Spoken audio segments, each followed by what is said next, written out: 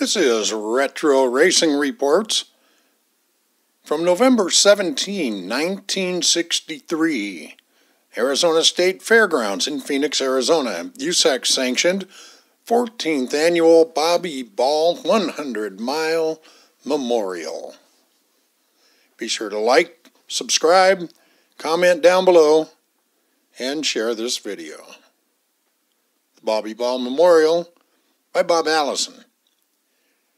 Some of auto racing's most illustrious names keep that of Bobby Ball Company on the huge trophy which stands as a perpetual award for today's 100-mile U.S. Auto Club Championship event.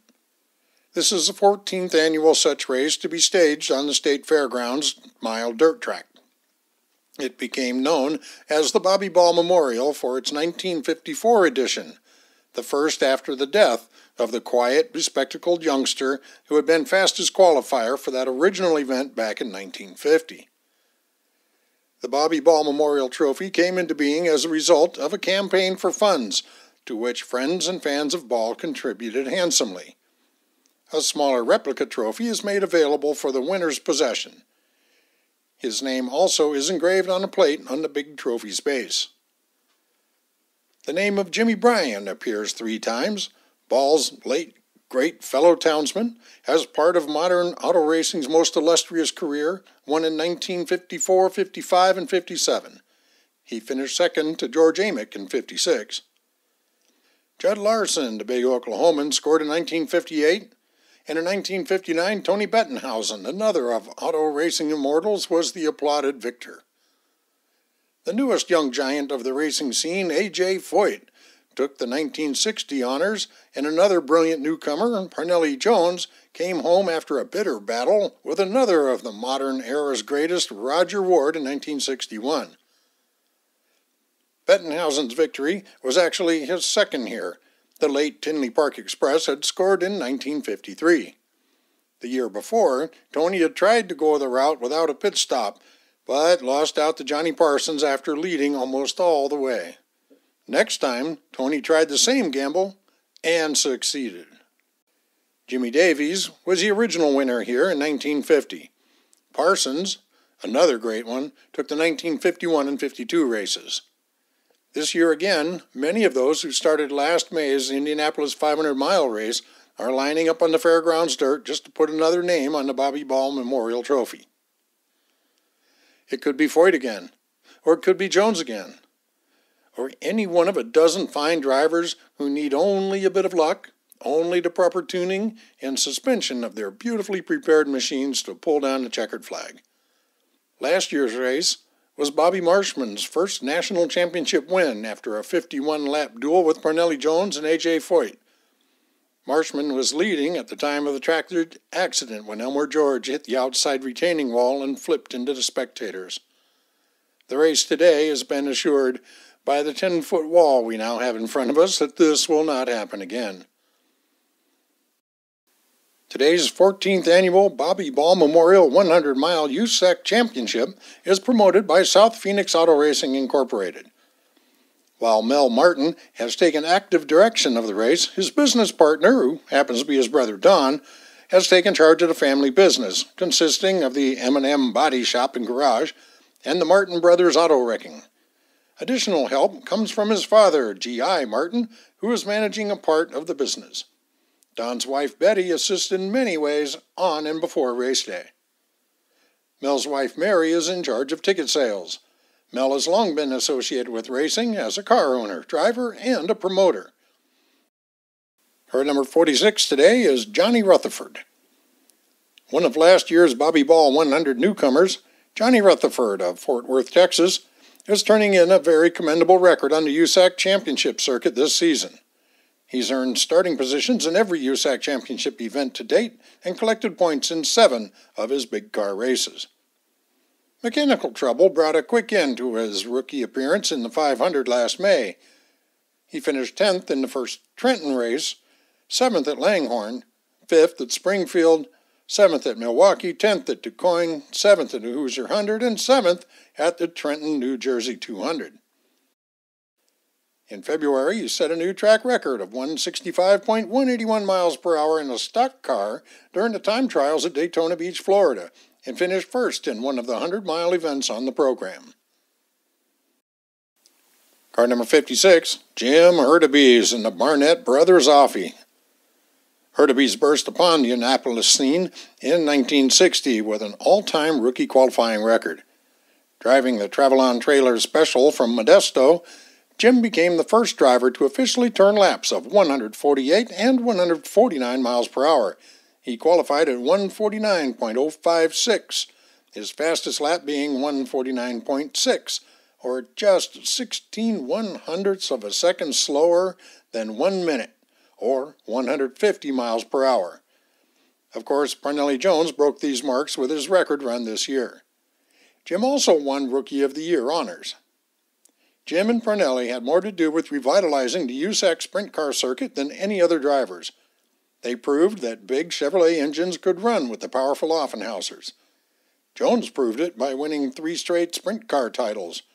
Hurtubise won 5 straight sprint races at Terre Haute, Indiana, over a 2-year period. Car number 2 will be A.J. Foyt. And that driver to beat today is Anthony Joseph Foyt of Houston, Texas, the newly crowned national driving champion. It was at Sacramento last October that A.J. and chief mechanic George Bignotti were reunited after an early season split-up. Since then, his team has connected for 6 victories, 3 seconds, 2/3, and a 4th in 12 total starts.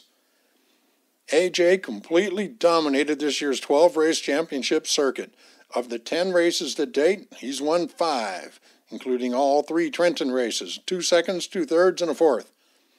His 5 wins brought his lifetime total to 17 victories since 1960. It also brought him his 3rd national driving championship over the same period. The Talking Texan set a new 100-mile mark in winning last year's Golden State 100. He averaged 97.22 miles per hour to knock nearly 5 minutes off of Roger Ward's old race record. The driver, with more national championship victories to his credit, as well as more national championship points from 1946 to date, is the personable Roger Ward of Indianapolis. Ward captured 1/3 of his 9 starts this season to bring his lifetime total to 23 victories. The rest of his points came from a 2nd, a 3rd, and 2/4. He's won 2 or more races a season 8 times over the last 11 years.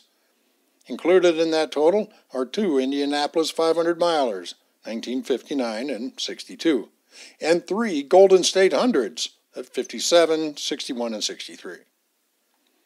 Roger has a fantastic record of Indianapolis over the past 5 years. He, since joining the 3W teams of Ward, Wilkie, and chief mechanic Watson, drove down victory lane in 1959 and 62. He was 2nd in 1960, 3rd in 61, and 4th in 63 behind Parnelli Jones, Jimmy Clark, and A.J. Foyt.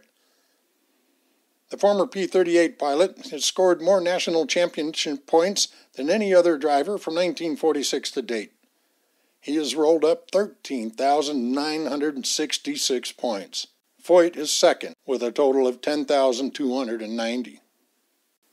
Car number 29 is Roger McCluskey, his hometown, nearby Tucson, Arizona. Roger began his racing career 13 years ago in stock cars in his hometown of Tucson. He'd competed primarily in the Southwest until coming to the Midwest in 1960. His first race with USAC was a sprint car event at Myers Speedway in Houston, Texas.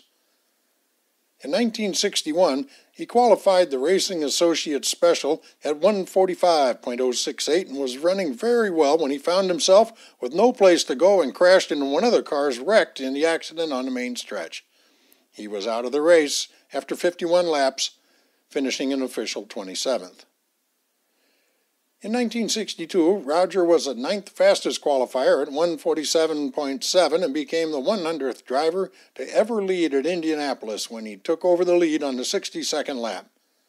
He had the misfortune of spinning out on lap 169 while running in 2nd place and was given 16th finishing position. We are proud of our Arizona Championship driver for winning the 1963 USAC Sprint Car title. Jim McElreath will be driving car number 8 for the Bill Forbes Racing Team today. Jim McElreath of Arlington, Texas, is the 5th Indianapolis Rookie of the Year in the fold for today's Bobby Ball 100. The others are Bobby Grimm, 1959, Jim Hurtubise, 60, and the 61 co-rookies Bobby Marshman and Parnelli Jones. McElreath placed 6th in the 62 500-mile Classic after starting 7th. He could have finished further up, but for his pit time. Jim finished 6th again this year, despite spinning twice in the pits. Jim has earned championship points in every USAC big car event on the 1963 schedule, making his best showing by finishing 2nd to A.J. Foyt at Langhorne. Car number 5 is Bobby Marshman.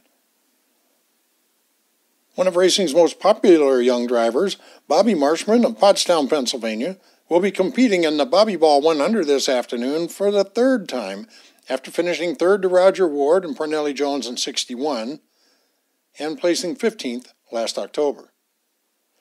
Marshman started his career on Eastern tracks in 1955 and drove in his first USAC Big Car Championship event in April of 61.